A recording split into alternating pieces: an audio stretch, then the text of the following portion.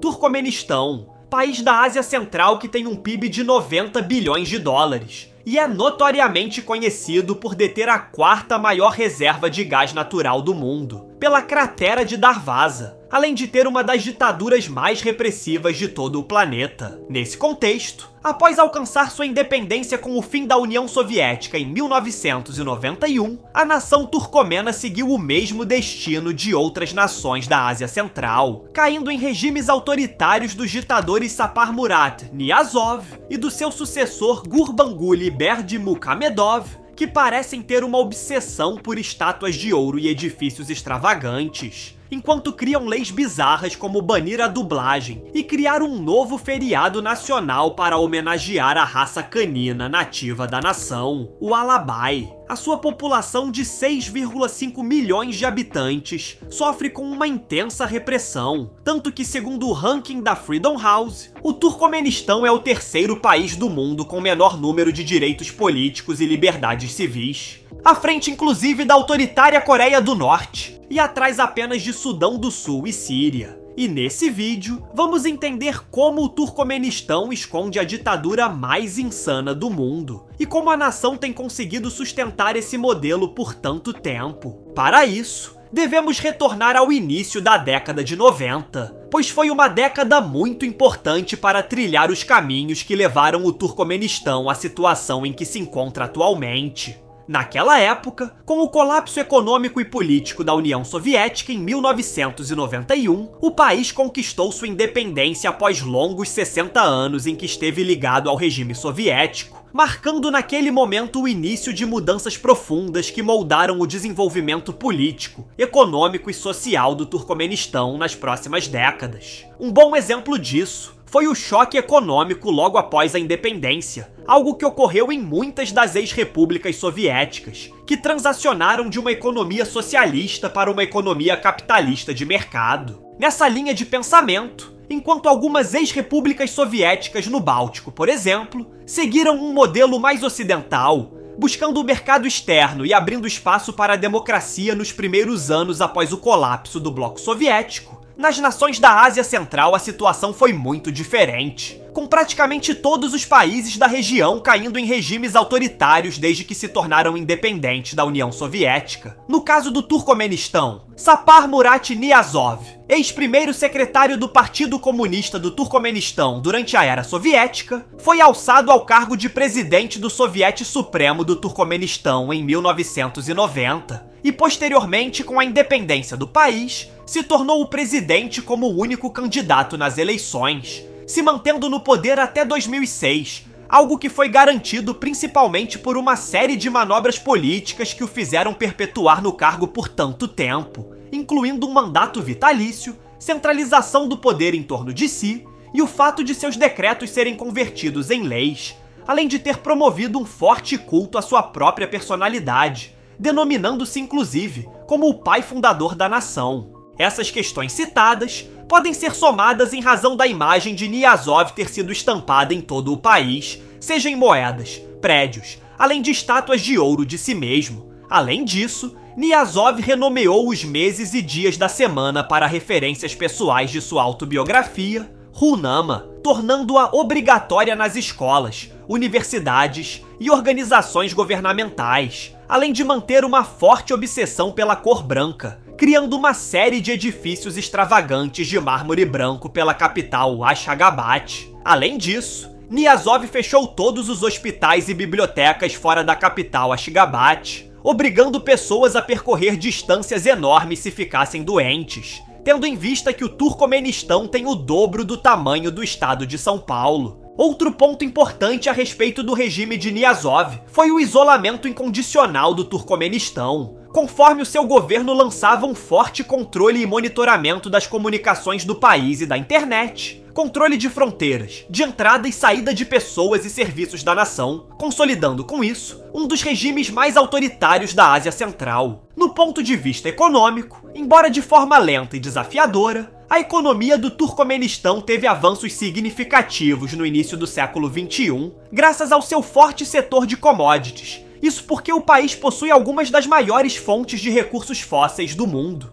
detendo a quarta maior reserva de gás natural do planeta e quantidades expressivas de petróleo. Além de que é estimado que o Turcomenistão mantenha em sua posse até 10% das reservas globais de gás natural, levando a um bom crescimento econômico nos últimos 25 anos com a venda dessas commodities, chegando a crescer mais de 7% ao ano nesse período, registrando em 1999 um crescimento histórico do PIB de 16,5%. Com isso, surge a pergunta do porquê o Turcomenistão se tornou a ditadura mais insana do mundo nos dias de hoje. Em um passado recente, ainda que o Turcomenistão tenha conseguido resultados de crescimento surpreendentes para a sua economia, mesmo com 80% do seu território sendo coberto pelo deserto de Karakum, o país ainda carece de muitas reformas, mais infraestrutura e qualidade de vida para a sua população. Pois mesmo com tamanho fluxo de capital entrando no país por 2 décadas, o Banco Mundial avalia que a renda de 58% da população turcomena esteja abaixo da renda média do país, evidenciando com base nisso que o país ainda sofre com uma intensa pobreza e desigualdade. Isso porque o governo tem dedicado parte dos recursos da nação para gastos desnecessários. Sem contar que a falta de diversificação econômica e corrupção generalizada limitam o potencial de crescimento e desenvolvimento econômico do país. Desde sua independência, a economia do país tem sido dominada pela produção de gás, enquanto sua indústria sofre para avançar, em virtude do governo exercer um forte controle sobre o setor industrial e sobre as empresas, criando conglomerados estatais que se aproveitam da proximidade com o Estado, para cobrar preços altos sobre produtos sem muita qualidade.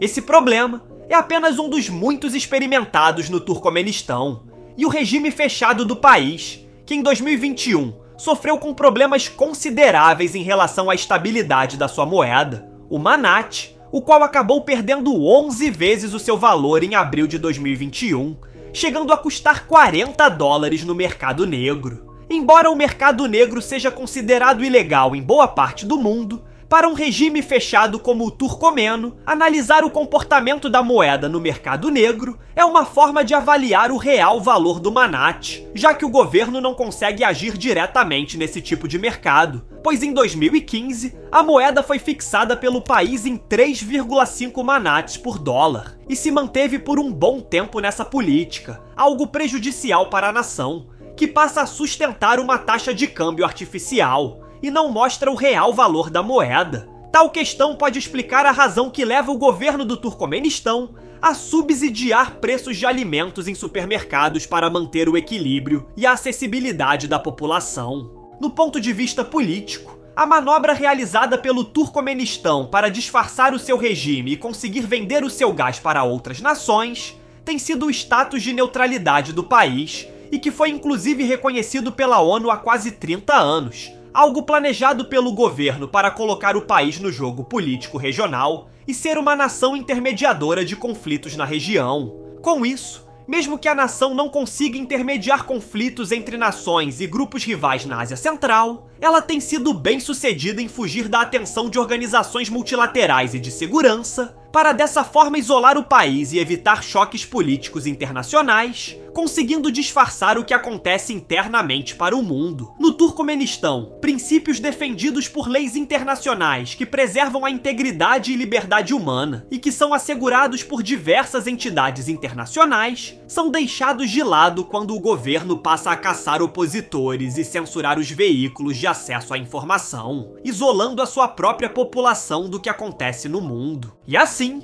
o país segue livre de sanções e críticas dos principais núcleos de liderança das políticas internacionais, e ainda consegue agir no mercado local vendendo gás para outras nações que seguem um modelo muito diferente do Turcomenistão, como a Europa. Nos últimos 2 anos, o continente vem sofrendo com a maior crise energética já presenciada, e a União Europeia não tem medido esforços para encontrar novos fornecedores de gás, chegando a firmar em agosto do ano passado, através da Hungria, um acordo envolvendo o fornecimento de gás turcomeno, por meio de uma rede de gasodutos já existente em países como o Irã, Azerbaijão, Turquia, chegando finalmente em solo europeu na Hungria. Diante disso, o acordo entre a Europa e o Turcomenistão ainda é frágil, pois depende da construção do gasoduto submarino Transcáspio de 300 quilômetros de comprimento, que ligaria o país ao Azerbaijão, diminuindo a complexidade logística e naturalmente aumentaria os volumes de exportação para a Europa. Esse acordo, pretendido em 2023, considera volumes irrisórios de gás para o continente. Com base no exposto, para o Turcomenistão continua sendo mais lucrativo vender seu gás para países próximos devido à baixa complexidade de fornecimento. Hoje, nações como Rússia, China e o Irã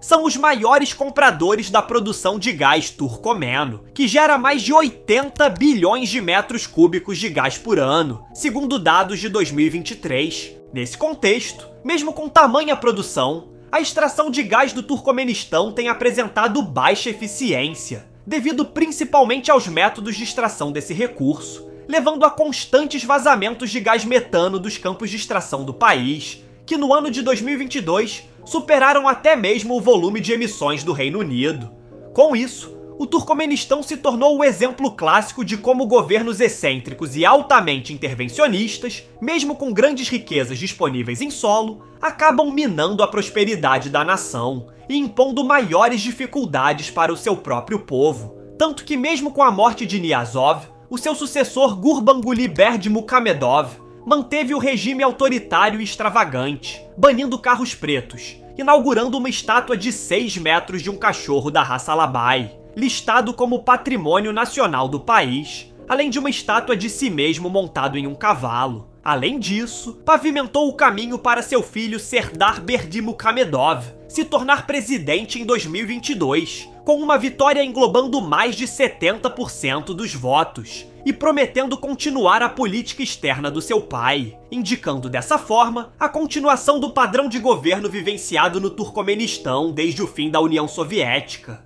Portanto, o Turcomenistão é um país extremamente rico em recursos naturais e um dos maiores exportadores mundiais de energia. Mesmo assim, a insana ditadura produzida em solo turcomeno resultou em um dos regimes mais intervencionistas e autoritários do mundo, que fecha as portas do desenvolvimento para a sua própria população, algo que faz que popularmente a nação tenha o apelido de Coreia do Norte da Ásia Central. Caso a nação se liberte do autoritarismo e promova a eficiência produtiva do setor de commodities e diversificação da sua economia, a nação poderia absorver volumes de receitas e investimentos suficientes para melhorar a condição de vida do seu povo e se tornar um país próspero no futuro. Muito obrigado a você que chegou até aqui. Se possível, comente abaixo o próximo tema que você deseja ver aqui no canal. Além disso, curta o vídeo, se inscreva e compartilhe o conteúdo com seus amigos. Agradeço novamente pela sua audiência